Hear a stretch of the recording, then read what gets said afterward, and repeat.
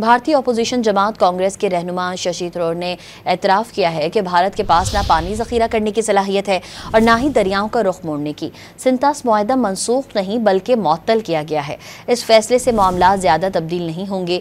ये मुअत्तली बज़ाहिर अलामती है। शशि ने ये सवाल भी उठाया कि भारत पाकिस्तान का पानी बंद करेगा तो वो कहाँ ज़ख़ीरा किया जाएगा।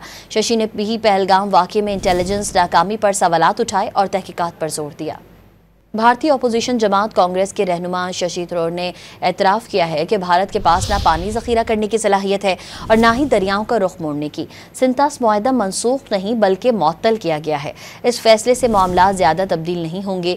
ये मुअत्तली बज़ाहिर अलामती है। शशि ने ये सवाल भी उठाया कि भारत पाकिस्तान का पानी बंद करेगा तो वो कहाँ ज़ख़ीरा किया जाएगा।